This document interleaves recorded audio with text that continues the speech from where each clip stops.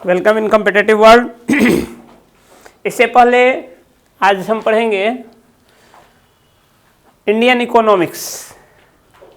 इसमें हमने इससे पहले जो योजना आयोग के बारे में पढ़ा था, योजना आयोग द्वारा बनाए जा रहे 5 ईयर्स प्लान जो है उसमें भी हमने पढ़ा था। हम जानते हैं कि भारत में कुल 12 पंचवर्षीय योजना योजना आयोग के द्वारा चलाई गई। हालांकि वर्तमान में तो योजना आयोग का ही अस्तित्व समाप्त हो चुका है, लेकिन उसके द्वारा किए गए कार्य आज भी कॉम्पिटिटिव एग्जाम के दृष्टिकोण से महत्वपूर्ण है। और जो 5 ईयर्स प्लान चले हैं विभिन्न समयों में हम उसमें से 1 से 7 तक की चर्चा पूर्व के वीडियो में, यदि आपने नहीं देखा है तो उसको देखिए। 2 वीडियो में है, 2 पार्ट में बना हुआ है। इससे पहले 1 से लेकर के 7 तक का प्लान। आज हम देखेंगे उससे आगे का, जो आपका 8वीं पंचवर्षीय योजना से लेकर के और 12वीं पंचवर्षीय योजना तक की अवधि, उसका लक्ष्य, उसका उद्देश्य, ये सब हम आज देखेंगे। क्योंकि इससे पूर्व का वीडियो यदि आप इससे पहले नहीं देखे हैं तो पहले उसको देखें फिर इसको देखें। तो हम आते हैं, बिना देर किए हुए आगे आते हैं। और अभी तक जो हमारे कॉम्पिटिटिव वर्ल्ड अंतर्गत जो अभी तक पढ़ाई कराई जा रही है उसमें आप देखेंगे कि स्पेशली मेरा फोकस स्पेशली बिहार दरोगा एग्ज़ाम है। तो आप बिहार दरोगा के सिलेबस को हम पढ़ाते हैं, उसके साथ साथ पीसीएस का, पीसीएस से जुड़ा हुआ या अन्य एसएससी, बीएसएससी, सीजीएल, इस सब की भी उसके अंतर्गत कवर हो जाती है। तो आप देखें, इसका कंटिन्यू यदि देखें, और यदि वीडियो अच्छा लगे तो आप उसको लाइक करें, कॉम्पिटिटिव स्टूडेंट जो हों उनके बीच शेयर करें। हम ये आपसे अपेक्षा रखते हैं। हम आते हैं, देखते हैं। और यदि आपको कोई सुझाव हो, हमारे वीडियो के संबंध में कोई सुझाव हो या इसके संबंध में आपका कोई फैक्ट हो जो आप देना चाहते हो, तो आप कमेंट के माध्यम से आप वो भी दे सकते हैं। हम कमेंट स्पेशली देखते हैं, कंटिन्यू तो नहीं, चूँकि हम भी कहीं इंगेज हैं, फ्री नहीं हैं। लेकिन अपना समय, मेरा ये ज्ञान दान हम करते हैं, हम किसी से कुछ अपेक्षा नहीं रखते हैं। हम चाहते हैं कि हमारे माध्यम से हमारे अंदर जितनी कॉम्पिटिटिव कला है वो अन्य लोगों में भी आए और अन्य लोग भी उसका बेनिफिट ले। तो चलिए हम बिना देर किए हुए आज स्टार्ट करते हैं 5 ईयर्स प्लान में 8वीं पंचवर्षीय योजना से। देखते हैं कि 8वीं पंचवर्षीय योजना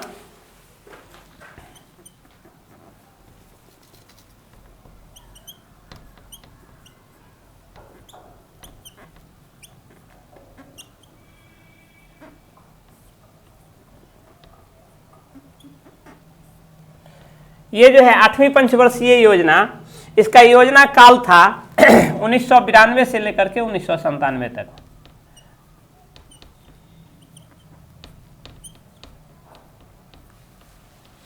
यानी 1992 से लेकर के 1997 तक। इससे पहले जस्ट हमने देखा था कि योजना अवकाश था। 7वीं पंचवर्षीय योजना के बाद 2 वर्षों का अवकाश था। उसके बाद 1992 से ये 8वीं पंचवर्षीय योजना शुरू होती है। इस 8वीं पंचवर्षीय योजना में हम देखते हैं कि कुछ इम्पॉर्टेंट चीज़ें घटित होती हैं। इसमें जो है सो आपको रोजगार के अवसर सृजित कर, इसका मुख्य लक्ष्य, जो मुख्य उद्देश्य जो था,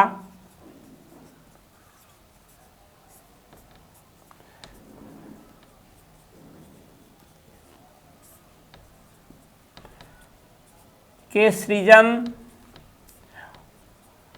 उपलब्ध कराकर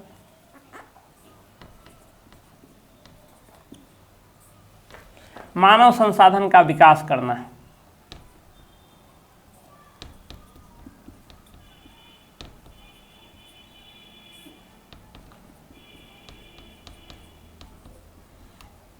विकास करना, इसका मुख्य, इस पंचवर्षीय योजना का मुख्य उद्देश्य था।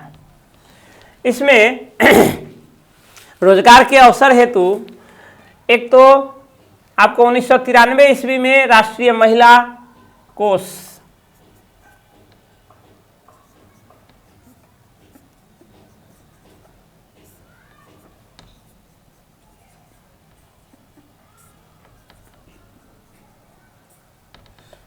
का गठन 1993 ईस्वी में किया गया।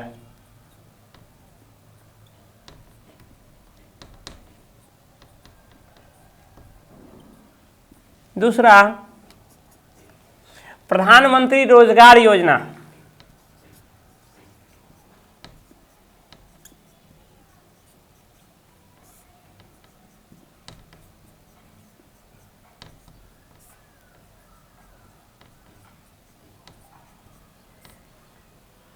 की शुरुआत भी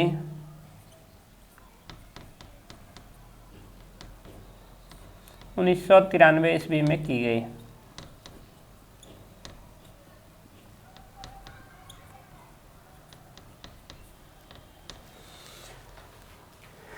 इस योजना में जो लक्ष्य रखा गया था, जीडीपी 5.6 का लक्ष्य रखा गया था। जीडीपी में लक्ष्य जो था आपका 5.6% वृद्धि का लक्ष्य रखा गया था, के विरुद्ध इसमें आपका 6.8% की वृद्धि दर्ज की गई।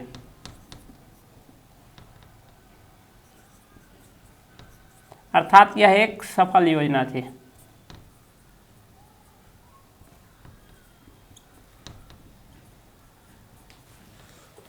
ये आपका है 8वीं पंचवर्षीय योजना। इसके बाद कंटिन्यू, आप स्क्रीनशॉट लेना है ले लीजिए। फिर से आते हैं हम 9वीं पंचवर्षीय योजना में। इसका योजना काल जस्टिस से आगे 97 से लेकर के और 2002 तक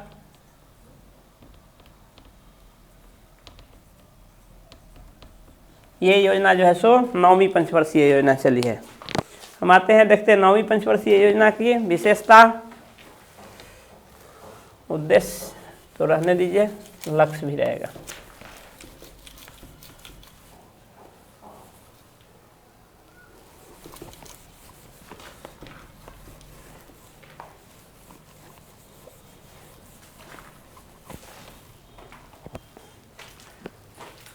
यह 9वीं पंचवर्षीय योजना जो है 1997 से लेकर के 2000 ईस्वी तक चली है।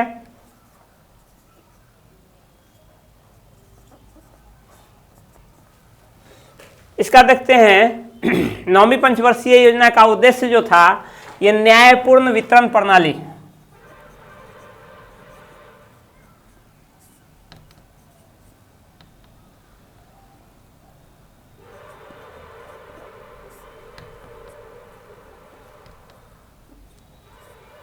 एवं समानता के साथ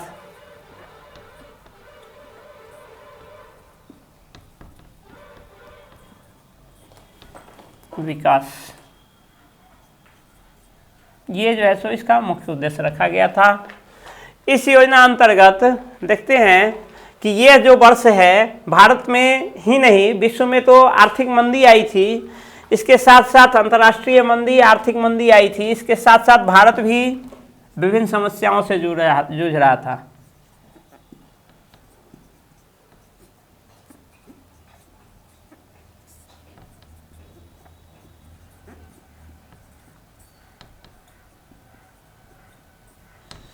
एवं भारत में आप जानते हैं 1999 में भारत को कारगिल युद्ध का सामना करना पड़ा था।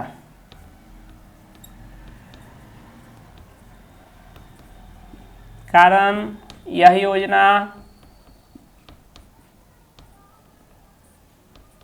अपनी उपलब्धि को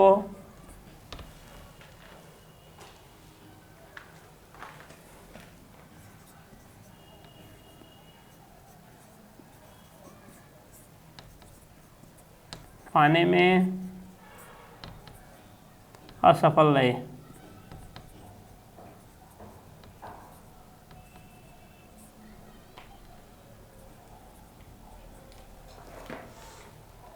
इसमें जो था जीडीपी को 6.5% विकसित करने का लक्ष्य रखा गया था।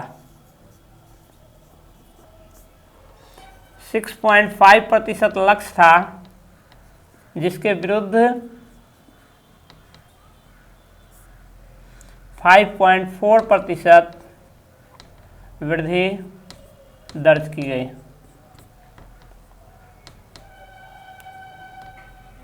अर्थात यह भी पंचवर्षीय योजना अपने लक्ष्य को पाने में असफल रही थी।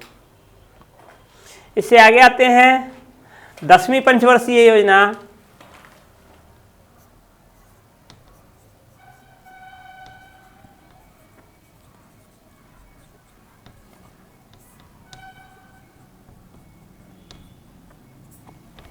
इसका योजना काल 2002 से लेकर 2007 तक थे। इस 10वीं पंचवर्षीय योजना में इसका जो उद्देश्य था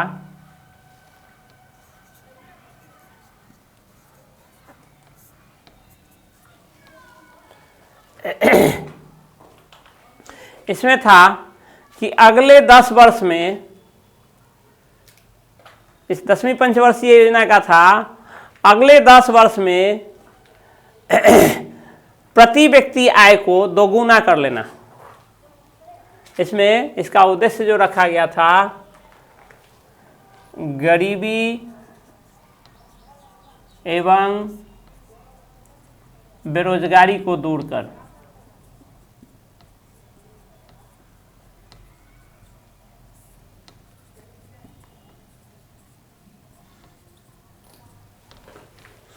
अगले 10 वर्षों में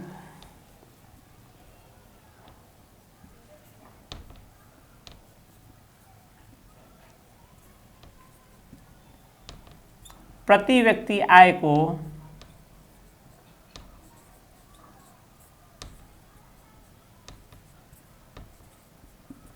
दो गुना करना इसका महत्वपूर्ण उद्देश्य था।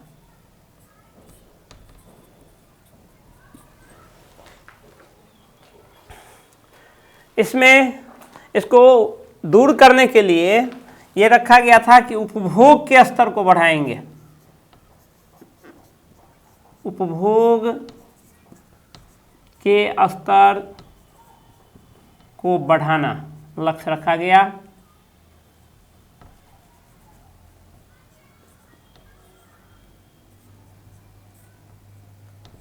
जैसे कोई भी अर्थव्यवस्था मजबूत तब होती है जब उसके लघु उद्योग, कुटीर उद्योग या विभिन्न उद्योग जो है उसकी जो उत्पादकता है, उत्पादकता के साथ साथ उसके सेलिंग को बढ़ाएंगे, उसका उपभोग बढ़ाएंगे। तो स्वाभाविक रूप से जब हमारे यहाँ कुटीर उद्योग अब तक जो है, अब तक 10 पंचवर्षीय योजना चल चुकी है, 10वीं पंचवर्षीय योजना में हम प्रवेश कर रहे हैं, 9 इससे पहले समाप्त हो चुकी है।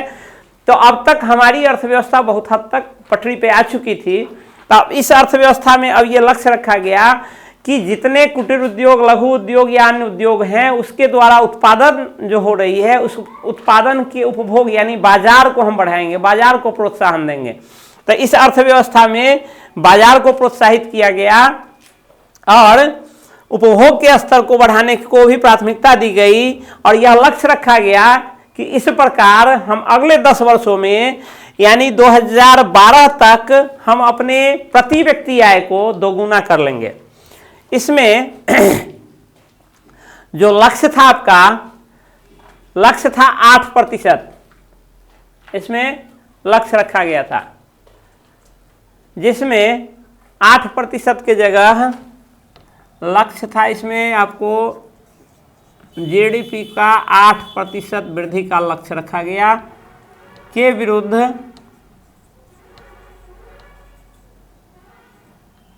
7.6% वृद्धि दर्ज की गई।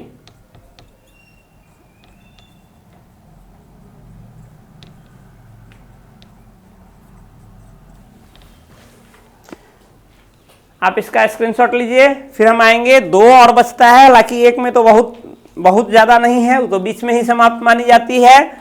अब बचता है 11वीं पंचवर्षीय योजना। स्क्रीनशॉट लीजिए, फिर हम आगे आते हैं 11वीं पंचवर्षीय योजना पे।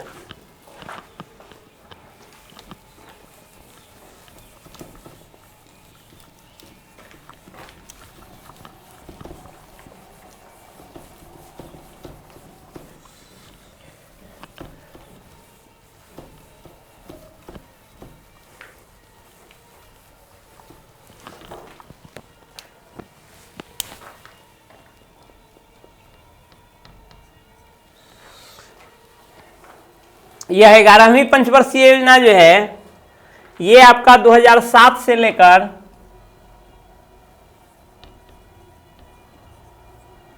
2012 तक चली। इसमें 11वीं पंचवर्षीय योजना में विकास की उपलब्धियों को तेज गति से प्राप्त करना इसका उद्देश्य रखा गया था।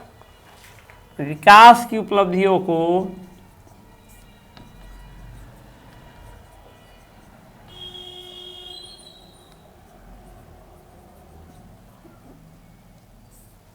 तीव्रतम गति से प्राप्त करना।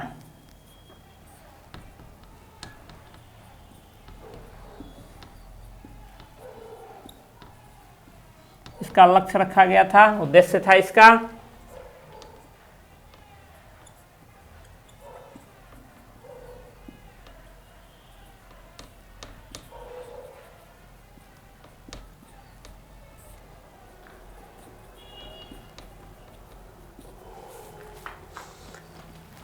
अब देखेंगे इसमें जो है सो दो महत्वपूर्ण चीजें हुई। एक तो शिक्षा को अनिवार्य किया गया,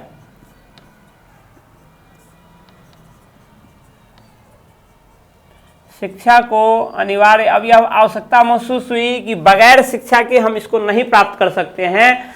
अतः इस पंचवर्षीय योजना में शिक्षा को फोकस किया गया और इसको कंपलसरी कर दिया गया, यानी प्राथमिक शिक्षा कहिए, इसको कंपलसरी कर दिया गया।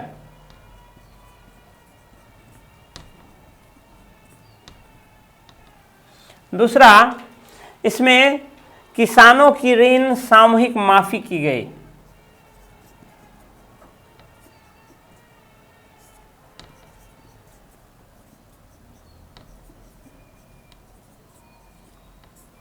जितने लोग जो किसान थे, जो ऋण लिए हुए थे, उसका ऋण माफ किया गया, यानी प्राथमिक क्षेत्र को बढ़ावा दिया गया। इसमें 11वीं पंचवर्षीय योजना में विकास का लक्ष्य 9% रखा गया था। जीडीपी के 9% विकास का लक्ष्य रखा गया था, जिसके विरुद्ध 8% विकास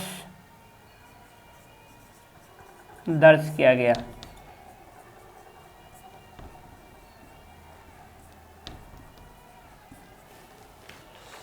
नेक्स्ट इसके बाद आती है 12वीं पंचवर्षीय योजना।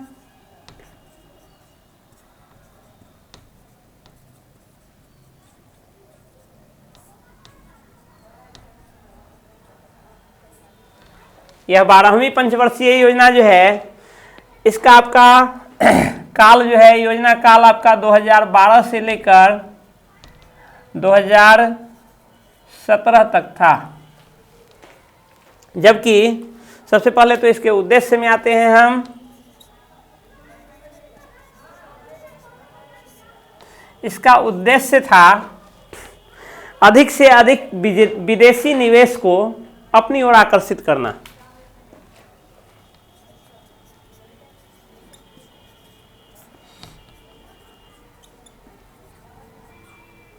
विदेशी निवेश को आकर्षित करना, यानी एलपीजी का दौर शुरू हो गया था। इसके अधीन लक्ष्य रखा गया था खासकर 1 ट्रिलियन अमेरिकी डॉलर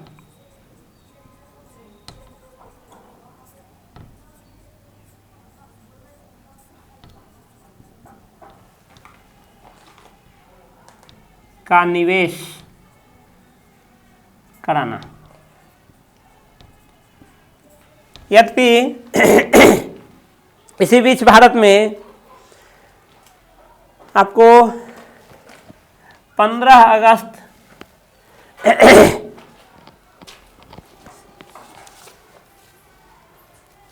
15 अगस्त को आपको योजना आयोग को समाप्त करने की घोषणा कर दी गई।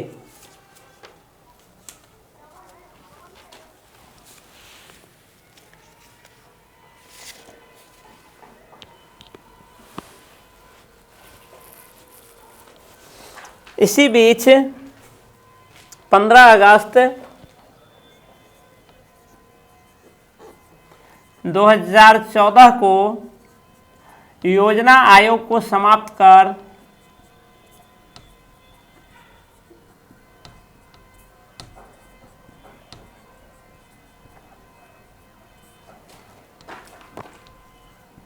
नई संस्था गठित करने की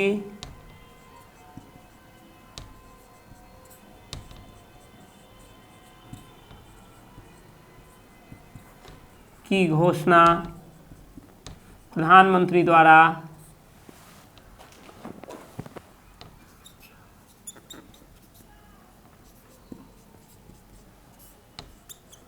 लाल किला से की गई। लाल किला से झंडोत्तोलन, ध्वजारोहण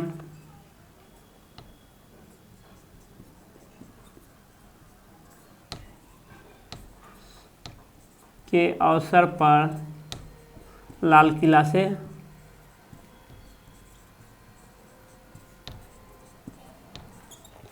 कर दी गई।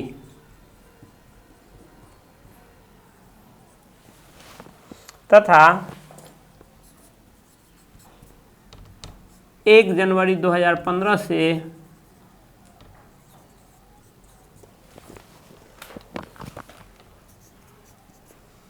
योजना आयोग के जगह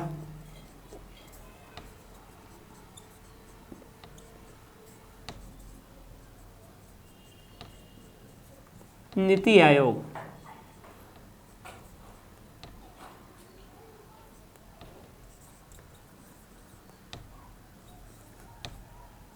कार्य करने लगी।